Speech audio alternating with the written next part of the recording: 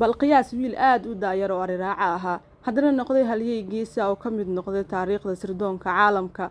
weli ma maqasho wiilkii noqday basaaska ugu da'da yar ee reer Masar, kaasoo maskax xeelad iyo geesinimo ku muujiyay sidoo xog muhiim ah ugu soo dhex ururin lahaa xeryaha cadowga, asagoona iska dhigaya ilmo ukumo iibinaya. sheekadiisu waa mid qof kasta ka yaabisay, waana tusaale muujinaya in da'da aysan weligeed caqabad ku noqonaynin wax gudaha ku jira.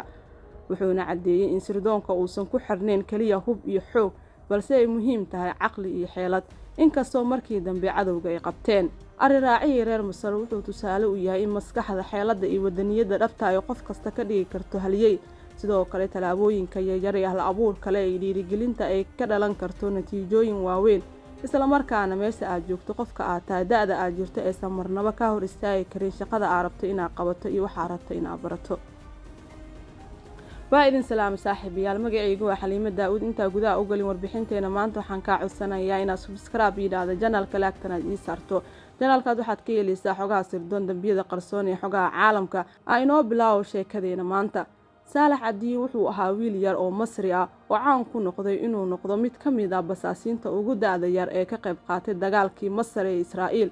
waxaa lagu tilmaamaa halyey yar oo maskaxdiisa iyo geesinimadiisa loo adeegsaday sidoo u gudbin lahaa xog muhiim ah oo ku saabsan dhaqdhaqaaqyada ciidanka. Saalax waxa uu ka dhashay qoys sabool ah oo Masar ku noolaa xilligii dagaalkii Bariga Dhexe. Saalax wuxuu ku koray Sinaa, halkaasoo qoysaska saboolka ah inta badan ay ku tiirsan yihiin xanaaneynta xoolaha sida ariga, lo'da iyo digaaga, asagoo oo kormeeri jiray xoolaha qoyskiisa, hubin jirana inay helaan cunto iyo biyo, isla markaana ka ilaalin jiray waxyeelo kasta. shaqooyinka kale oo qoyskiisu u qaban jiray waxaa ka mid ah howlaha beerta sida waraabinta dhirta, ilaalinta beerta. shaqooyinkaas ayaana baray feejignaanta iyo dulqaadka. waxaa sidoo kale uu qaban jiray Saalax suuqa ayuu ku iibin jiray ukumo, digaag ama waxyaalo kale oo yaryar, taasoo ka dhigtay mid bulshada dhexdeeda laga yaqaan, deegaankiisana aad looga yaqaan, taasoo markii dambe fududeysay inuu bulshada dhex galo. markii uu sirdoonka uu noqday dagaalkii 1967 kadib, Masar waxay lumisay dhul aad u weyn ee ku jirta Sinai. xadka Masar iyo Israa'iil wuxuu noqday meel sirdoonka aad looga daneeyo. sirdoonka Masar ayaa diray saraakiil si ay xog ugu soo ururiyaan deegaanka xadka u dhow. mid ka mid ah saraakiishaas ayaa lagu magacaabi jiray Kilani, kaasoo loo xil saaray inuu la socdo dhaqdhaqaaqyada dadka deegaanka iyo inuu ka dhex helo qof ku habboon in la isticmaalo. si uusan shaki u gelin cadowga, sarkaalka wuxuu isku ekeysiiyey qof rayid ah oo safar ku maraya tuulooyinka. mararka qaar wuxuu ka mid noqon jiray dadka suuqa ku ganacsada. markii uu deegaankaas yimid, wuxuu arkay in dadka intooda badan cabsi ay ka qabeen ciidamada Israa'iil oo kormeer joogta ku sameynayay. sarkaalka wuxuu indhihiisa ku arkay wiil yar oo xoolo daajinaya, kaasoo si fudud ugu dhex socda goobaha ay ciidamada joogeen iyadoo aan cidna shaki ka qabin.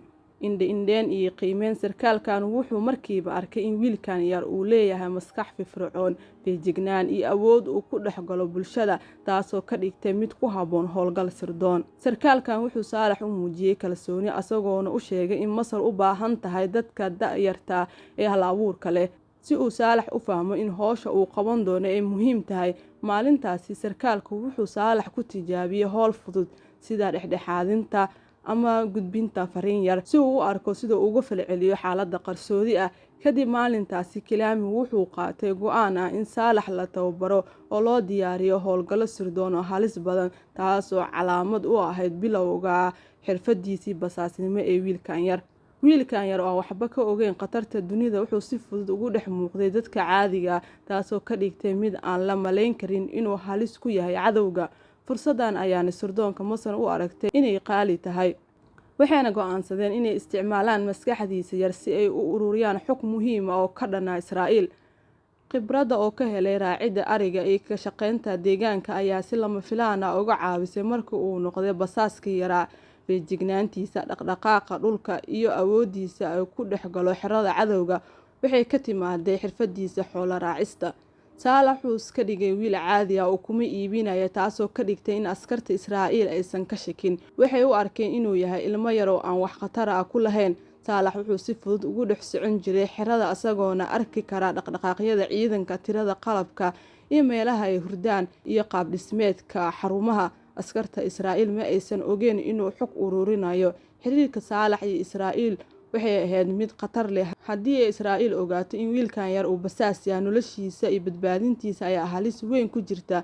taasi waa sababta ay muhiim u ahayd tababarka iyo kormeerka uu Kilaani si joogto ah ugu sameyn jiray. inkastoo Saalax gudaha u galay xerada Israa'iil, xogtii uu soo aruuriyay waxay Masar ka caabisay inuu ogaado qorshayaasha cadowga, taasoo qayb weyn ka qaadatay guushii Masar ee dagaalkii 1973. sirdoonka Masar ayaa si taxaddar leh u tababaray Saalax. waxaa la baray habka xogta loo gudbiyo iyadoo aan la ogaan, sida calaamadaha qarsoon, fariimaha aan la akhrin karin iyo warbixinada ku saabsan dhaqdhaqaaqyada ciidanka cadowga. waxaa sidoo kale la baray sida loo dhexgalo goobaha cadowga iyadoo aan laga shakin, isagoo iska dhigaya caruur yar.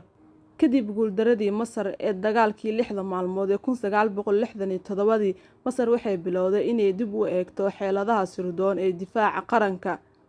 waxaa la go'aamiyay in wiilal iyo dhalinyaro firfircoon oo maskax furan leh loo isticmaalo sidii xog muhiim ah ugu soo ururin lahaayeen cadowga. Saalax markaas oo ahaa wiil yar oo sabool ah ayaa fursadan ka faa'iideystay. da'diisa yar iyo fahamkiisa ayaana ka saaciday in shaqadan loo diro. furfurnaantiisa iyo dhexgalka bulshada ayaa ka dhigtay min aan laga shakin karin in uu galo xerada cadowga. Israa'iil ma aysan maleynin in wiilkan yar uu khatar ku noqon karo. shaqada uu markaas u qabanayay Masar waxay ahayd howlgallo fudud sida xog ururinta dhaqdhaqaaqa askarta, tirinta qalabka dagaalka, ogaanshaha meelaha muhiimka ah ee xerada cadowga, gudbinta xogta macluumaadka uu soo aruuriyay. wuxuu si qarsoodi ah u gudbin jiray sirdoonka Masar isagoona adeegsanaya calaamado, fariimo qarsoon iyo xeelado fudud aan la ogaan karin. xogtii Saalax ka soo aruuriyay xerada Israa'iil ayaana Masar ka caawisay inay qorsheeyaan guulaha istiraatiijiyadeed ee dagaalkii 1973, gaar ahaan dhaqdhaqaaqa ciidanka. sidaas darteed dagaalkii 1967 wuxuu noqday bilowga xirfadda basaasnimo ee Saalax, halkaas oo geesinimadiisa iyo maskaxdiisa yar ee Masar ka dhigtay mid kaalin muuqata ka qaadata halganka. kadib sanado oo xog ururinayo uu ku dhex jiray xerada Israa'iil, ugu dambeyntii sirdoonka Israa'iil ayaa ogaaday dhaqdhaqaaqiisa. inkastoo uu ahaa wiil yar, geesinimadiisa iyo xirfadiisa basaasnimo ayaana ka dhigtay mid awood badan. Saalax waxaa la qabtay asagoo weli da'yar, taasoo ka dhigtay dhacdo aad u naxdin badan. wuxuuna isla markiiba galay xaalad adag oo khatar leh, waxaana lagu xiray jeel Israa'iil ku yaal. xaaladdu waxay noqotay mid halis badan maadaama uu ku jiray gacan cadow. mas-uuliyiinta Israa'iil waxay isku dayeen in Saalax ay ku qasbaan inuu bixiyo macluumaad muhiim ah ayagoona adeegsanaya xeelado kala duwan oo cadaadis ah. laakiin Saalax wuxuu caan ku noqday inuu diido inuu qirto wax badan, taasoo ka dhigtay qof geesi ah oo aan laga adkaan karin. sidaas darteed qabashadiisii Saalax waxay noqotay mid ka mid ah dhacdooyinka ugu xiisaha badan ee sheekadiisa, oo muujinaysa halista uu galay iyo geesinimadiisa oo ka dhigan mid uu caan ku noqday. Saalax waxaa loo tixgeliyay halyey ka tirsan halgankii Masar. inkastoo uu ahaa wiil yar, taariikhdiisa ayaana muujinaysa in caruurta iyo dadka da'da yar door muhiim ah ka qaadan karaan difaaca dalkooda, xataa markii ay muuqaal ahaan u muuqdaan kuwa aan khatar lahayn. sheekadiisa waxaa marar badan looga sheekeeyay warbaahinta Masar, iyadoo loo soo bandhigay sida tusaale geesinimo, maskax furan iyo wadaniyad dhab ah. Saalax wuxuu caddeeyay in hal abuurku iyo dhiirigelinta aysan ku xirnayn da'da, isla markaana qof kasta uu saameyn ku yeelan karo taariikhda dalkiisa haddii uu helo tababar, fursad iyo dhiirigelin. dhaxalkiisa ayaana weli ku nool qalbiyada reer Masar, wuxuuna noqday ilhaam iyo tusaale ay ku daydaan jiilasha cusub ee sirdoonka iyo halganka qaranka.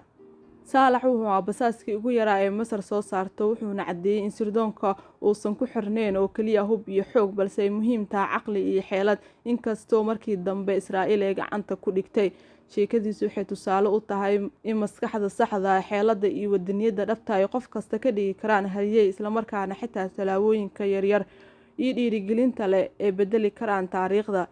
Saalax wuxuu weli yahay ilhaam iyo xasuus muujinaysa in geesinimada qofka yar ay saameyn weyn ku yeelan karto qaranka iyo dadkiisa.